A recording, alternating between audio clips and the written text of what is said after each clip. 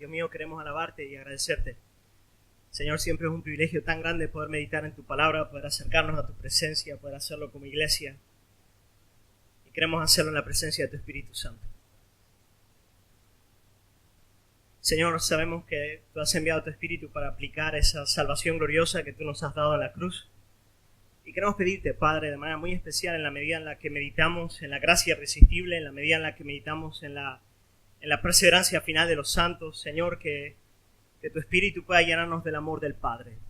Señor, danos la gracia de experimentar el amor del Padre. Danos la gracia en esta noche. Me pongo en primer lugar delante del trono de tu gracia y pongo a todos mis hermanos juntos en este lugar, pidiéndote, Señor, que tú nos llenes de tu Espíritu de tal manera que nuestros corazones puedan rebosar del amor del Padre.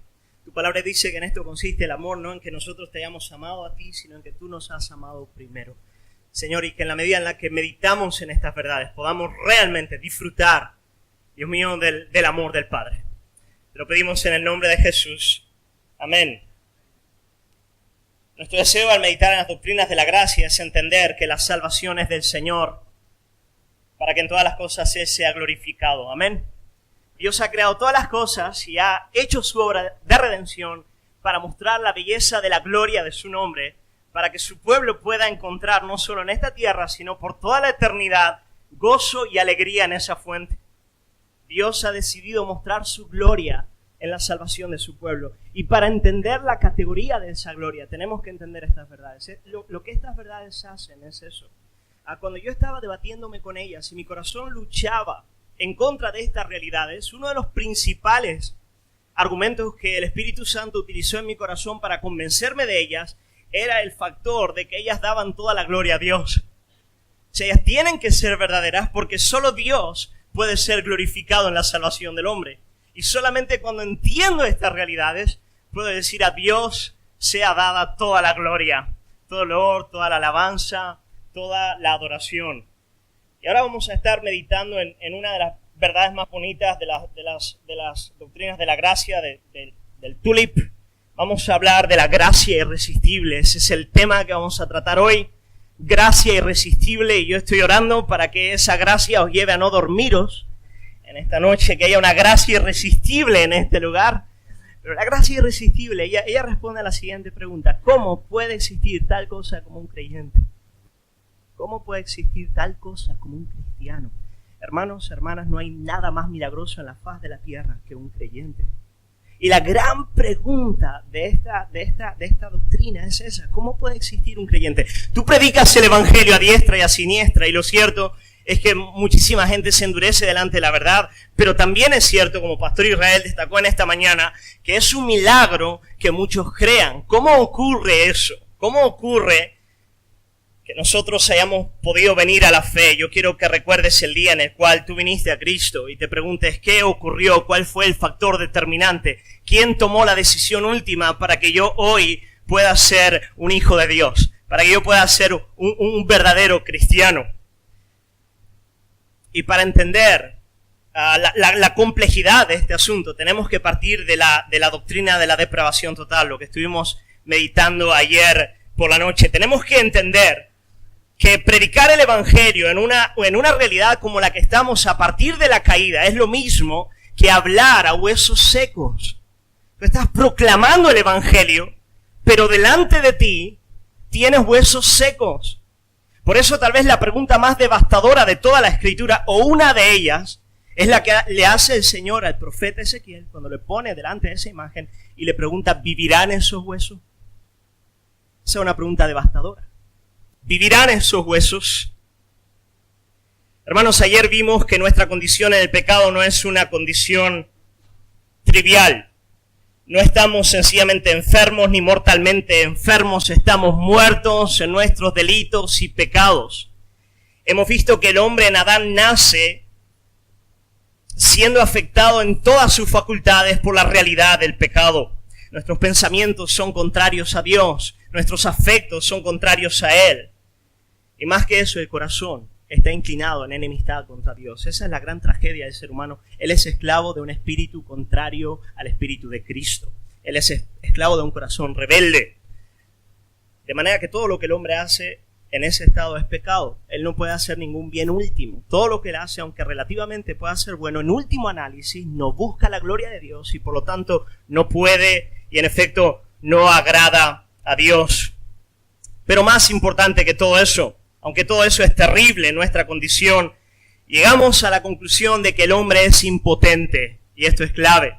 En otras palabras, que ninguno de nosotros es capaz por sí mismo de volverse a Dios, ni mucho menos de responder al Evangelio. Porque Jesús lo dijo, la luz vino al mundo y los hombres amaron más las tinieblas que la luz. Por lo tanto, cuando tú estás predicando, básicamente tú estás hablando a huesos secos. Es increíble. Cada vez que predicas es un acto de fe, es un acto de dependencia en la obra soberana del Espíritu Santo de Dios. Algo tiene que ocurrir para que haya verdadera salvación, para que haya fe. Hermanos, el sol puede brillar, pero si nuestros ojos están completamente cegados, por mucho que brille el sol, no lo vamos a ver. Algo más tiene que acontecer. Cuando hablamos de la gracia irresistible, estamos hablando de una obra soberana de Dios, una obra soberana de Dios que encuentra su razón de ser en su sola gracia, porque en nosotros no hay nada que pueda hacernos merecer algo de su parte. Una obra soberana de Dios que sea capaz de vencer nuestra muerte y rebelión. Por eso se llama gracia irresistible. Es gracia porque no encuentra su razón de ser.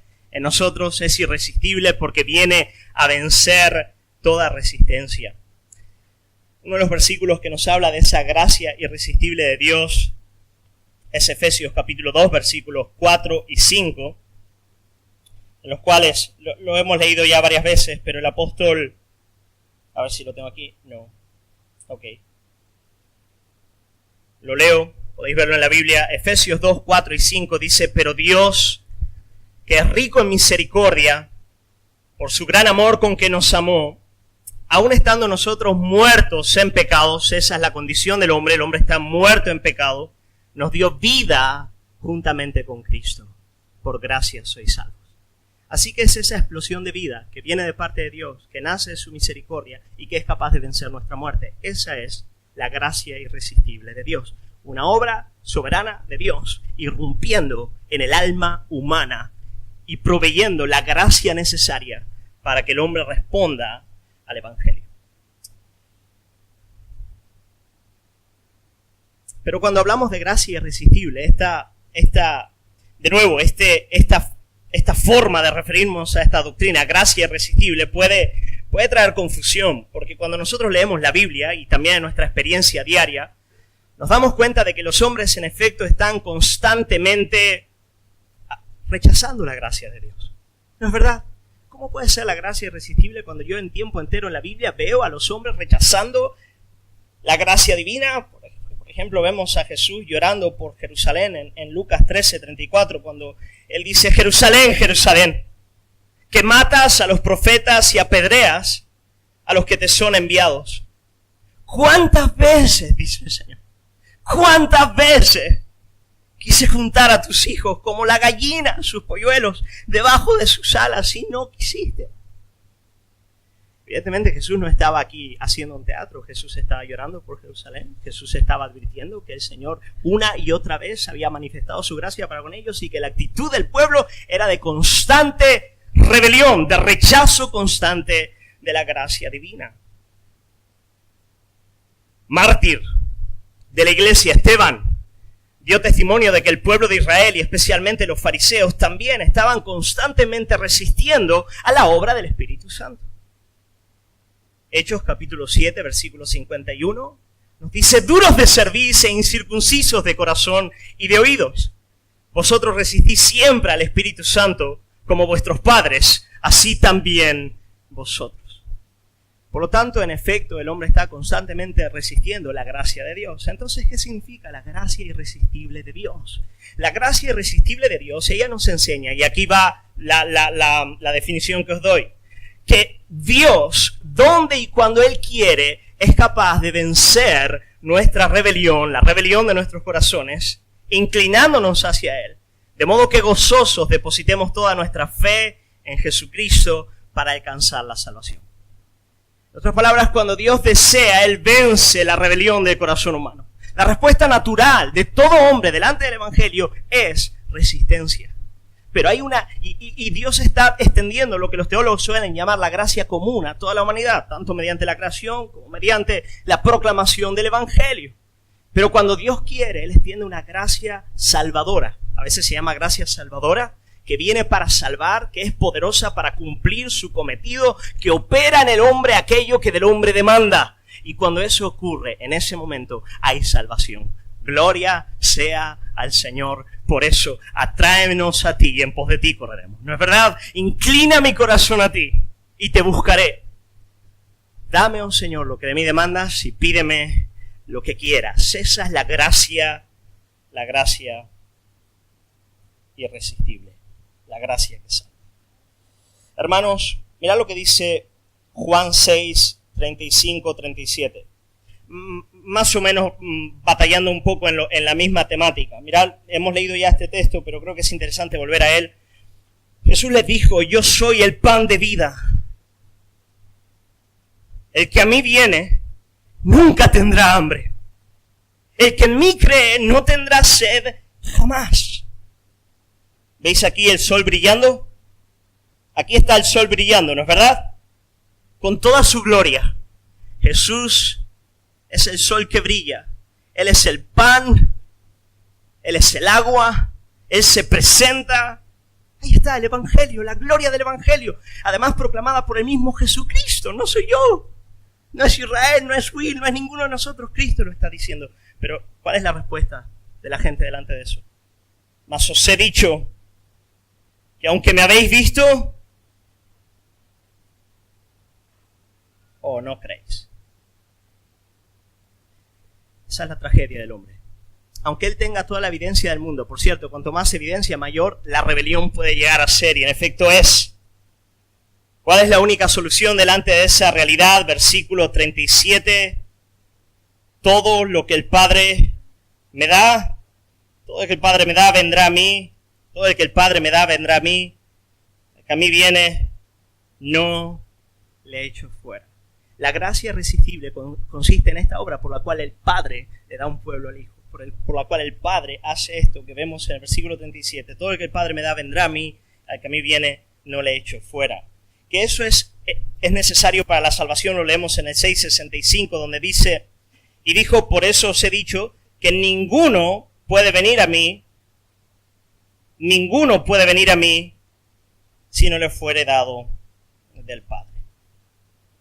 Así que solo hay una razón por la cual nosotros respondemos al Evangelio, es porque el Padre nos ha dado al Hijo, el Padre nos ha presentado al Hijo, el Padre nos ha tomado de la mano y nos ha llevado al Evangelio para que nosotros podamos recibir gozosos al Hijo. Bendito sea el nombre del Señor. Por eso, ¿no es verdad? Gloria al Señor por su gracia para nuestras vidas. Así que es necesaria una gracia irresistible. Es necesario que Dios encuentre en sí mismo las razones de salvarnos y que Él extienda una obra poderosa que venza nuestra rebelión y que nos atraiga a Él. ¿Y de qué manera Dios lo hace? ¿De qué manera Él viene a vencer nuestra resistencia? Pues hermanos, Dios vence nuestra resistencia viniendo a nuestras vidas con un llamado poderoso, un llamamiento poderoso. Lo que la Biblia a veces lo que los teólogos suelen llamar el llamamiento eficaz. Dios viene y nos llama para Él. De repente la voz divina irrumpe mediante la proclamación del Evangelio en nuestros corazones. Dios nos llama con un llamado poderoso, con un llamado similar al que por el que Jesús llamó a Lázaro cuando le dijo, Lázaro, ven fuera. Dios irrumpe con su voz de poder. Es un llamado que nos da vida, es un llamado que nos cambia, un llamado que produce en nosotros lo que nosotros demanda, que nos vuelca hacia Dios, que cambia nuestros corazones. El ejemplo de Pablo es muy gráfico en este punto, ¿no es verdad? Dios vino a su encuentro y le llamó. Tal vez el ejemplo de Pablo nos puede ayudar, porque si había un hombre por el cual ninguno de nosotros haría una apuesta de que iba a ser salvo, ese era Pablo. Si tú dijeses, hay un hombre en la faz de la tierra que jamás podría alcanzar la salvación, ese era Saulo de Tarso, un hombre completamente contrario a Dios, extremadamente religioso, hombre capaz donde los haya, uno de los hombres más inteligentes y orgullosos en la faz de la tierra. Avanzaba en dirección a Damasco sin ninguna predisposición por el Evangelio, al contrario, Él era un enemigo de Dios, él era un enemigo de la gracia del Evangelio.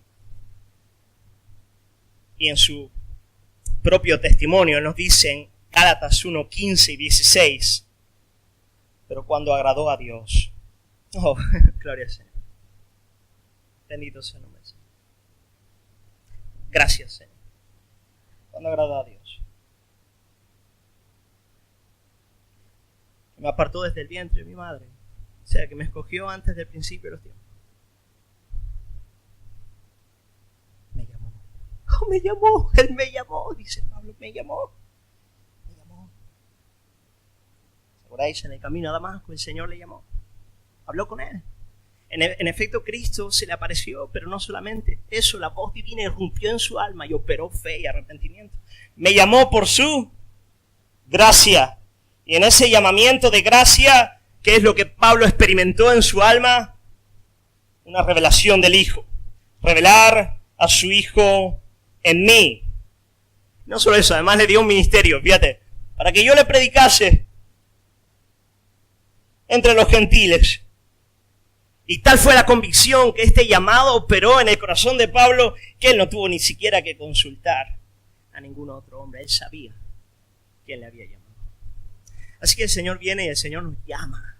Un día Él se hace presente, llamándonos de manera poderosa y transforma nuestros corazones. Quiero hablar de esta verdad, del llamamiento eficaz. La gracia irresistible, ella se expresa o se manifiesta en nuestras vidas a través de un llamado eficaz, de un llamado que produce en nosotros vida, que nos regenera.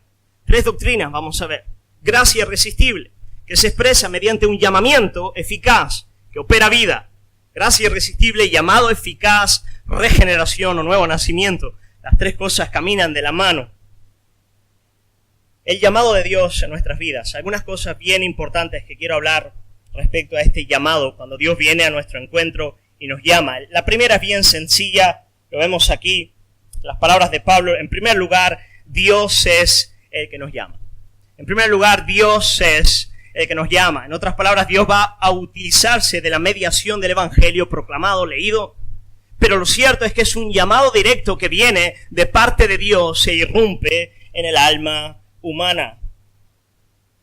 Hermanos, yo le predico y le enseño la Biblia a mis hijas todos los días. Me esfuerzo por hacerlo. Todos los días. Hay días que no. Y mi esposa tiene que cubrir como los días que estoy aquí. Pero siempre les leo. Ahora estamos leyendo el Evangelio de Lucas. Un capítulo cada noche antes de dormir. Mis 2 niñas están escuchando el Evangelio de Lucas. Hay algunos textos que yo antes de leer digo, Padre Santo, ayúdame, porque va a ser complejo este asunto. Una tiene 5 años, la otra tiene 7. O sea, pero les predico el Evangelio, pero al final yo reconozco y oro, Señor, llámanos. Dios mío, yo puedo predicar el Evangelio, yo puedo enseñarlo, pero tiene que ocurrir algo más.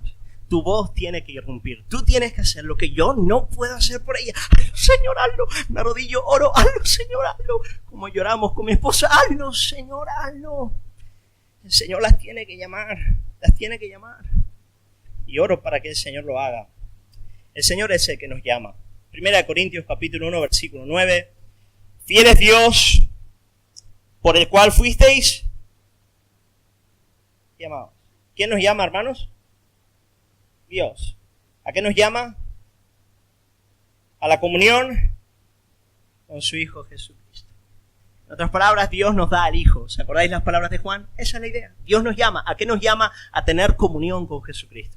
Dios nos llama a participar del Evangelio. Dios nos llama a la fe y al arrepentimiento. Dios nos llama al Hijo. Él es el que nos llama. Segunda de Pedro 1:3, la misma idea, dice, como todas las cosas que pertenecen a la piedad, nos han sido dadas por su divino poder, mediante el conocimiento de aquel... Oh, wow. De nuevo lo tenemos aquí. Aquel que nos llamó por su gloria y excelencia. Así que nosotros hemos recibido todas las cosas que pertenecen a la vida y a la piedad. Él nos lo ha dado poderosamente mediante el conocimiento que hemos adquirido por un llamamiento eficaz que viene de lo alto. Ese llamado nos introdujo al Evangelio y juntamente con el Evangelio a todas las cosas que provienen de la gracia de Dios, que Cristo ha conquistado a nuestro favor. Gloria al Señor por ese llamado bendito que viene de la boca del Altísimo. Primera de Pedro 2:9 dice, mas vosotros sois linaje escogido. Hablamos de la elección hoy, ¿verdad? Real sacerdocio, nación santa, pueblo adquirido por Dios, para que anunciéis las virtudes de... No, lo tenéis. El Señor nos llama. Él nos llamó.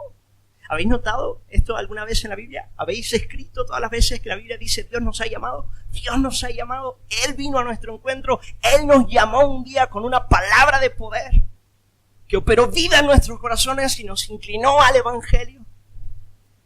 Él nos llamó de las tinieblas a su luz admirable. Así que evidencia del llamamiento, evidencia necesaria es que nosotros vamos a andar en la luz, vamos a seguir a Cristo, vamos a salir del ámbito del pecado y vamos a vivir una vida de piedad. Gloria al Señor por eso.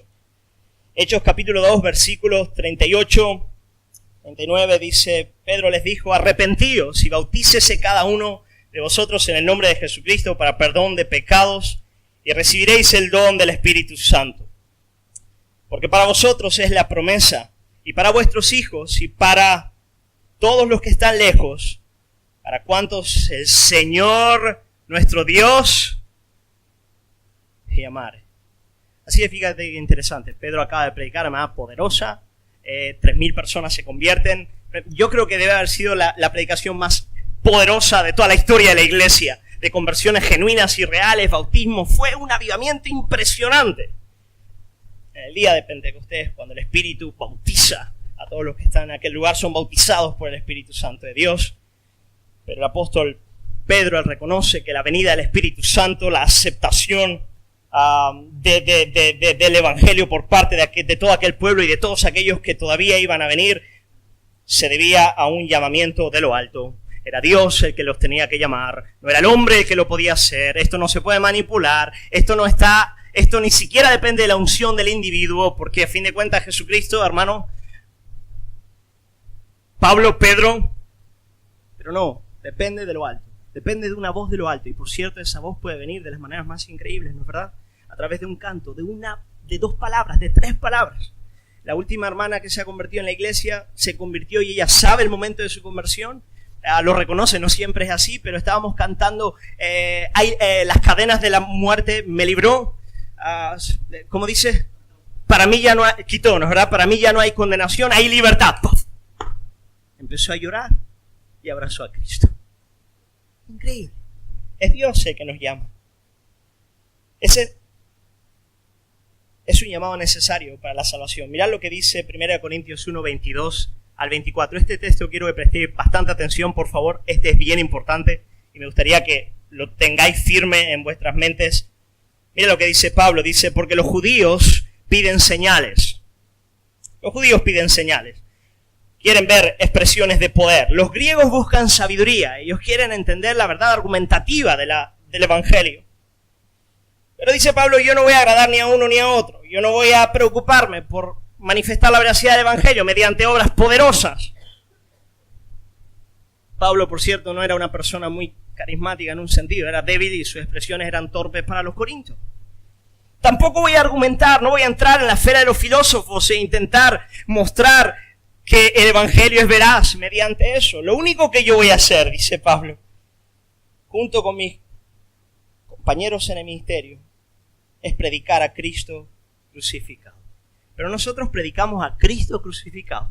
Hablamos de la realidad del pecado, hablamos de la obra de la cruz e invitamos a los hombres a aceptar el Evangelio. ¿Cuál es el problema? Que para los judíos, ciertamente, es un tropiezo. Y para los gentiles, es una locura. Hermanos, si quitamos del mundo a judíos y gentiles, ¿quiénes quedan? No queda nadie, ¿no es verdad? O tenemos los judíos o los gentiles. O sea, y para unos es un problema el Evangelio, para otros es un problema el Evangelio. Por razones distintas, no voy a entrar por cuestión de tiempo, pero para ambos el Evangelio es una locura o estupidez o tropiezo. Pero hay un tercer grupo del cual Pablo habla aquí. ¿Quiénes son? ¡Ay! ¡Ostras! Aquí está. Más para los llamados. Ahí va. ¿De quiénes? Tanto de los judíos como de los griegos. Para ellos, Cristo es el poder de Dios, la sabiduría de Dios. Gloria al Señor por eso. Hermanos, ¿por qué nosotros pudimos ver en Jesús y en la obra de la cruz la sabiduría de Dios? ¿Por qué pudimos ver en Él la belleza de la gracia divina? ¿Por qué pudimos ver el amor del Padre en aquel que murió en aquella cruz? Solamente por la operación de este llamado divino en el alma. Dios es el que nos llama, amén.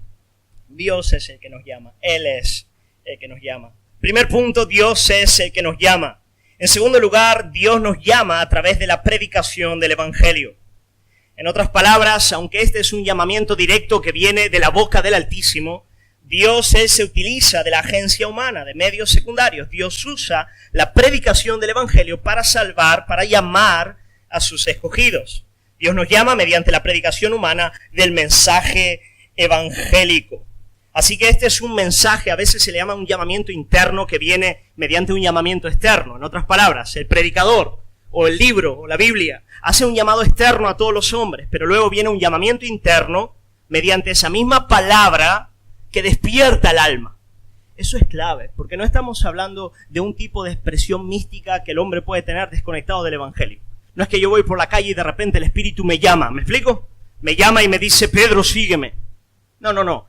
Este llamado viene mediante la exposición de la doctrina del Evangelio y acompaña necesariamente a la verdad. Esto es clave, para que no caigamos en un tipo de misticismo extraño.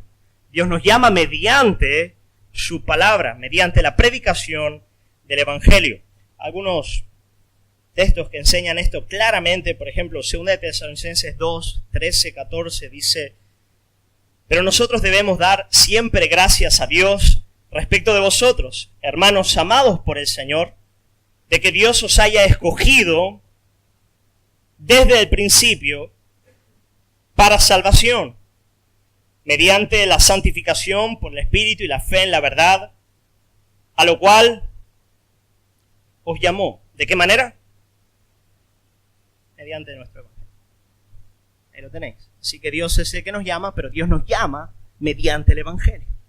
¿Lo veis ahí? Se ve claro, ¿no es verdad? Para alcanzar la gloria de nuestro Señor Jesucristo. Así que este es un llamado que es mediado por el Evangelio. Y esto es bien importante de entender. Jesús lo deja claro en Lucas 10, 16. Él dice: el que a vosotros oye, a mí me oye. El que a vosotros desecha, a mí me desecha. Y el que me desecha a mí, desecha al que me envió. Así que ahí veis la correlación directa que hay entre la proclamación del Evangelio y el llamado de lo alto, muy relacionado. Romanos 8, 17, la misma idea. La fe viene ¿de qué manera, hermanos? Por el oír, y el oír por la palabra de Dios. Por lo tanto, ¿cuál es la aplicación más clara y directa de esta verdad? Pues, hermano, hermana, no te canses de predicar el Evangelio. El Señor es el que llama. Dependemos de una obra soberana de lo alto, algo que solo Él puede hacer. Dios irrumpe con su palabra en el alma, pero lo hace a través de la predicación del Evangelio. Por lo tanto, si queremos ver que eso ocurra, tenemos que predicar el Evangelio. Tenemos que llamar a los hombres a la fe y al arrepentimiento. Tenemos que predicar a tiempo y fuera de tiempo. No debemos cansarnos y tenemos que poner nuestra confianza en la palabra del Señor. En que es Él, mediante su palabra, el que hace una obra de salvación en el corazón de los hombres. Hermanos, qué linda es la experiencia de la salvación. Así que, en primer lugar, Dios es el que llama. En segundo lugar, Dios nos llama por mediación de la palabra, por mediación de la predicación del Evangelio. En tercer lugar, este es un llamado personal e interno. O sea, Dios viene de manera particular a la vida de sus escogidos y los llama irrumpiendo con su voz, por decirlo de alguna manera, en su corazón.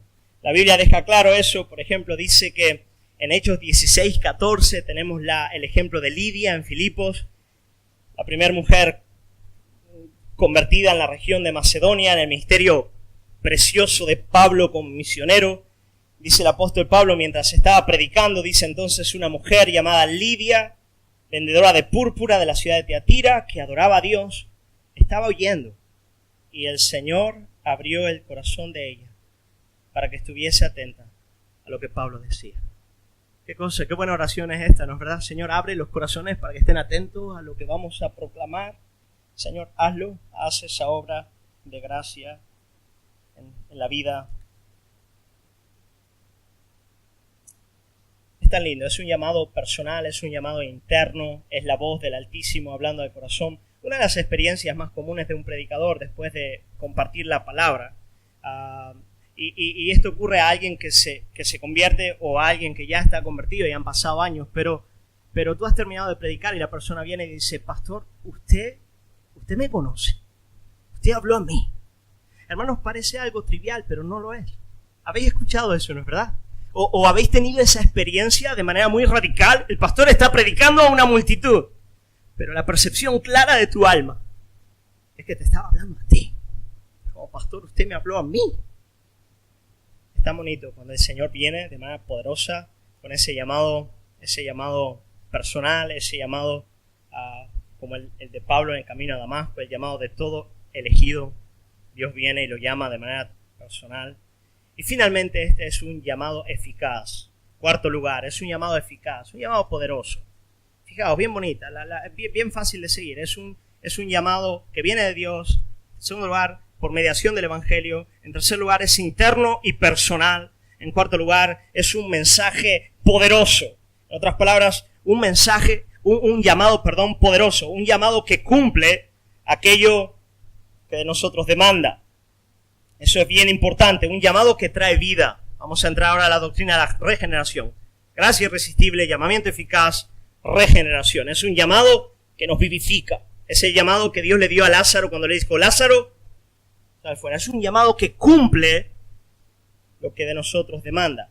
Solamente no tengo este texto aquí, pero rápidamente, si podéis venir conmigo a Romanos 8, quiero que veáis que este llamado es un llamado eficaz. Cuando digo es un llamado eficaz, quiero decir, es un llamado que opera fe y arrepentimiento. ¿Okay? Que nos regenera de manera que nos lleva a arrepentirnos y a creer. Vean lo que leemos en Romanos capítulo 8, 28 al 30. Ya lo leímos hoy por la mañana, pero bueno, volvemos a él. Dice, y sabemos, dice el apóstol Pablo, el Espíritu a través de él, y sabemos que a los que aman a Dios, todas las cosas les ayudan a bien. Esto es, a los que conforme a su propósito son llamados. Ahí lo tenéis. Porque a los que antes conoció, también los predestinó para que fuesen hechos conforme a la imagen de su Hijo, para que Él sea el primogénito entre muchos hermanos. Y a los que predestinó, a estos también llamó, y a los que llamó, a estos también justificó, a los que justificó, a estos también glorificó. Por lo tanto, versículo 29, a los que antes conoció, de esto nos habló el pastor Israel claramente en esta mañana. Esta palabrita conocer nos habla de un afecto electivo, o sea, Dios nos amó, de modo que nos escogió. Ese amor electivo lo llevó a predestinarnos. A los que antes conoció, amor electivo, también los predestinó. Porque Él nos amó, Él nos predestinó. ¿Con qué propósito? Hacernos a la imagen de su Hijo. Restaurar la imago de Él, llevarnos a glorificar a Dios mediante la imagen del Hijo, para que Él sea el primogénito entre muchos hermanos. Y ahora, a los que predestinó, ¿qué hizo con ellos, iglesia? A estos también llamó. Quiero que veáis que estos son actos en los cuales somos pasivos y son actos completos. Ahora esto está terminado. Es una obra que viene de Dios. Y a los que llamó, a estos también. Ostras, pero aquí parece faltar algo. ¿Qué falta ahí? La justificación es otorgada a aquellos que ¿qué? Que creen. Tú tienes que creer. Y en efecto, el creer es un acto de tu voluntad. En efecto, tú crees, tú te arrepientes, tú crees. Vamos a hablar de eso. Pero Pablo nos está diciendo que necesariamente aquellos que son llamados son justificados. ¿Por qué? Porque el llamamiento opera la fe y el arrepentimiento. La fe a la cual es prometida la justicia de Cristo. Y a los que justificó, glorificó. ¿No es verdad? Así que lo veis, el llamamiento necesariamente opera la conversión y en la conversión, junto con la conversión, todas las cosas, hasta la glorificación. Bien importante. Y para aquellos que tengan duda de que el llamamiento es una doctrina, ahí la tenéis. Llamamiento, justificación, glorificación, todas grandes doctrinas de la obra de salvación, de lo que se llama soteriología. Dios nos llama de una manera poderosa, eficaz, que cumple en nosotros lo que de nosotros demanda. Fe y arrepentimiento. Amén. Os lo voy a leer en Dort, porque estamos en Dort, así que tenemos que ir a Dort. No lo tengo aquí. No tengo Dort. No, sí tengo Dort aquí. Sí tengo Dort. Ok. Me saltaba. Bueno, dice, vean lo que dice en cuanto a la obra de este llamamiento. Dice, además, cuando Dios obra en ellos la conversión verdadera en su pueblo, cuando Dios obra esta conversión, lo lleva a cabo de tal manera que no solo hace que se les predique exteriormente el Evangelio, esto tiene que ocurrir, y que se les alumbre poderosamente su inteligencia por el Espíritu Santo, a fin de que lleguen a comprender y distinguir rectamente las cosas del Espíritu de Dios. Viene la predicación exterior, tiene que haber un entendimiento que es obra también del Espíritu Santo en la mente, pero sí, sino que penetra también hasta las partes más íntimas del hombre con la acción poderosa de este mismo Espíritu regenerador. Él abre el corazón que está cerrado. Gloria al Señor por eso. Él abre el corazón que está cerrado. Él quebranta lo que es duro. Él circuncida lo que es incircunciso. Él infunde en la voluntad propiedades nuevas y hace que esa voluntad que estaba muerta reviva. Que era mala se haga buena. Que no quería, ahora quiera realmente. Que era rebelde, se haga obediente. Él mueve y fortalece de tal manera esa voluntad para que pueda la voluntad, ella pueda, cual árbol bueno, llevar fruto de buenas obras. Gloria al Señor por eso. Amén. Eso es lo que ocurre en la regeneración. El llamamiento eficaz nos regenera, nos da una nueva vida, inclina nuestros corazones en una buena voluntad delante del Señor. Yo quiero hablar, para ir más o menos terminando, del nuevo nacimiento, de la regeneración. Venid conmigo. ¿Se puede entender la línea que vamos siguiendo? Hablamos en primer lugar gracia irresistible, la gracia irresistible, llamamiento eficaz.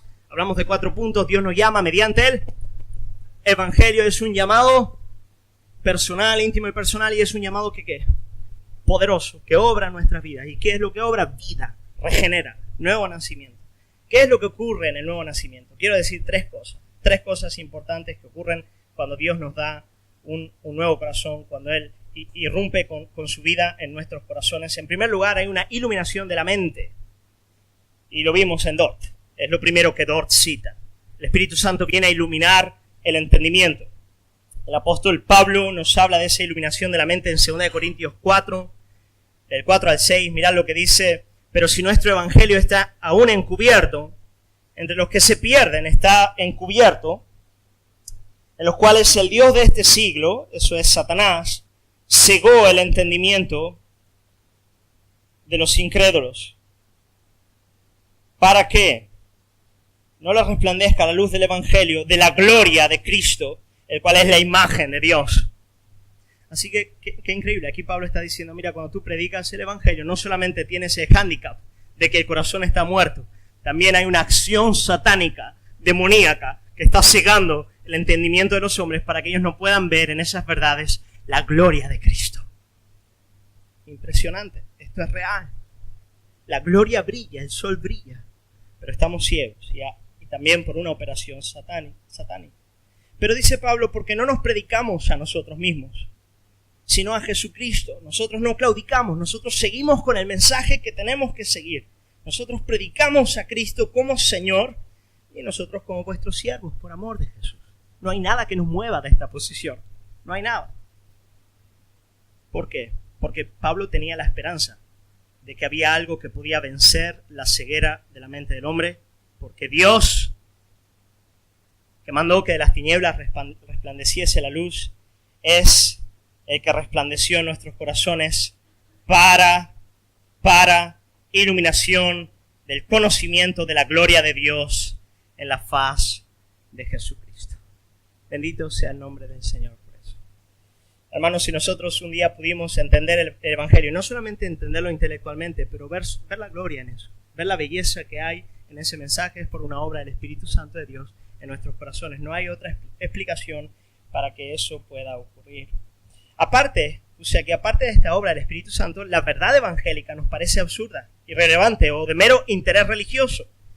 Puede que tengamos un entendimiento intelectual de la doctrina bíblica, pero somos incapaces de percibir su gloria. Es lo que dice Jonathan Edwards respecto a esta iluminación divina, a esta luz que viene de lo alto. Él dice que la iluminación divina nos permite tener un verdadero sentido de la excelencia divina revelada en su palabra, una profunda convicción de la verdad y realidad contenidas en ellas. La mente ella percibe la gloria contenida en la verdad del Evangelio, y cuando percibe la gloria del Evangelio, confía, descansa. Hermano, ¿recuerdas cuando eso ocurrió en tu vida? Yo me acuerdo adolescente, cuando cogía la Biblia y no entendía absolutamente nada, era un libro oscuro.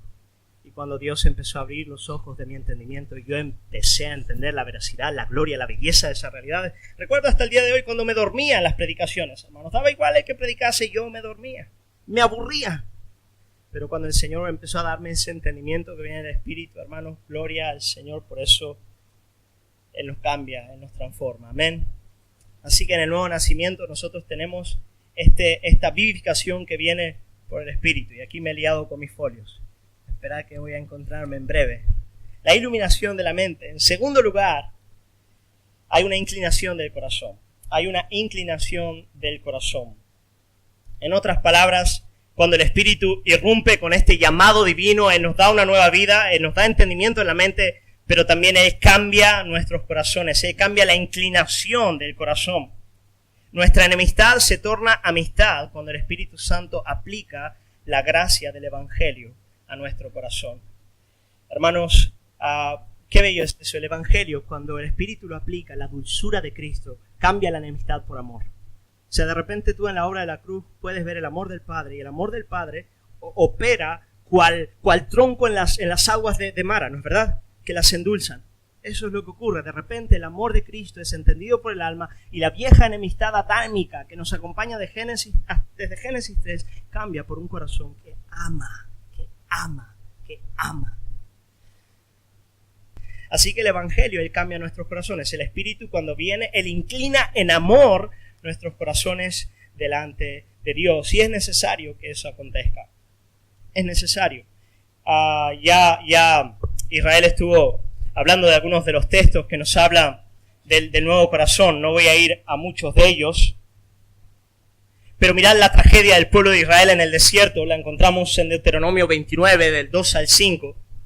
Y la necesidad imperante de que Dios transforme nuestros corazones. Dice, Moisés pues llamó a todo Israel y les dijo, vosotros habéis visto todo lo que Jehová ha hecho delante de vosotros, de vuestros ojos, en la tierra de Egipto, a Faraón y a todos sus siervos y a toda su tierra, las grandes pruebas que vieron vuestros ojos, las señales y las grandes maravillas. Y dice, pero hasta ahora Jehová no os ha dado corazón para entender, ni ojos para ver, ni oídos para oír. Esa era la gran tragedia. Estaba viviendo el pueblo, la gran tragedia del antiguo pacto. Aunque Dios había manifestado su poder, su gloria, su majestad, Dios no les había otorgado un corazón capaz de entender. Dios los había dejado en su rebelión. La gran mayoría del pueblo de Israel que sale de Egipto vive a partir de esta realidad. Hasta hoy no os ha dado corazón para entender, ni ojos para ver, ni oídos para oír. Pero la promesa del nuevo pacto, en Ezequiel 11:19, nos dice, y daré un corazón y un espíritu nuevo pondré dentro de ellos. Quitaré el corazón de piedra de en medio de su carne y les daré un corazón de carne, para que anden en mis ordenanzas y guarden mis decretos y los cumplan, sean por pueblo y yo sea ellos por Dios. Amigo, amiga que estás en este lugar, te tengo que preguntar de todo corazón, sinceramente, ¿tú tienes un nuevo corazón? ¿Tú has entendido el Evangelio a partir de un alma regenerada, de un corazón que ama al Padre? Es fundamental que te hagas esa pregunta. Lo mismo lo vemos en Deuteronomio 36, dice, y circuncidará Jehová tu Dios tu corazón y el corazón de tu descendencia para que ames a Jehová tu Dios. El Señor va a circuncidar el corazón de su pueblo, nuevo pacto, aposento alto, hablamos de eso esta mañana. El corazón de tu descendencia para que ames a Jehová tu Dios con todo tu corazón, con toda tu alma, a fin de que vivas. Gloria al Señor por eso. Amén. Gloria al Señor. Un texto más. Y les daré un corazón. Un corazón y un camino, para que me teman perpetuamente, para que tengan bien ellos y sus hijos después de ellos, y haré con ellos pacto eterno, que no me volveré atrás de hacerles bien, y pondré mi temor en el corazón de ellos, para que no se aparten de mí. ¿Cuánto oro esto por mis hijas, por tantas personas que van a la iglesia y todavía no han nacido de nuevo? Y me alegraré con ellos haciéndoles bien. Gloria al Señor por eso. El Señor, Él nos llama de manera poderosa. El llamamiento produce vida. Él nos regenera. Y a partir de la regeneración, la evidencia de la regeneración es que nosotros nos arrepentimos y creemos. Ahora, importante, iglesia, ¿quién se arrepiente y cree? Nosotros, pero lo hacemos a partir de la gracia divina porque hemos sido regenerados. Por lo tanto, muchas veces la Biblia habla de la fe y el arrepentimiento como una dádiva de Dios, porque es el fruto de la regeneración, es la expresión de la regeneración. Pero es importante entender, el que se arrepiente, el que cree, soy yo, mi voluntad se mueve en esa realidad, pero lo hace a partir de una nueva vida que el Padre me otorga. Gloria al Señor por eso. Hermanos, tengo que terminar citando a Agustín. Con eso cierro. Amo estas frases del patriarca, uno de los padres de la iglesia, donde él dice lo siguiente: ya no dudo, Señor, de que mi amor por ti es cierto. No tengo dudas, yo te amo. Yo te amo. Hermanos, qué bonito poder decir eso. En lo más profundo de mi corazón yo te amo. No dudo, mi amor por ti es cierto. ¿Por qué? Porque tu palabra atravesó mi corazón y te amé. La palabra viene y nos regenera. Viene hasta ahí adentro y nos lleva a amar. Y fijaos lo que dice después, qué interesante. Y todo lo que me rodea, el cielo, la tierra y cuanto en ellos se contiene, me están diciendo que te ame. Toda la creación nos habla de la gracia divina. No hay hombre a quien no pregonen este mensaje, para que ninguno se pueda excusar. Pero además de esto, tú serás misericordioso con quien seas y te apiadarás de quien te apiades. Pues si no fuera por tus misericordias, el cielo y la tierra pregonarían tus alabanzas a oídos sordos.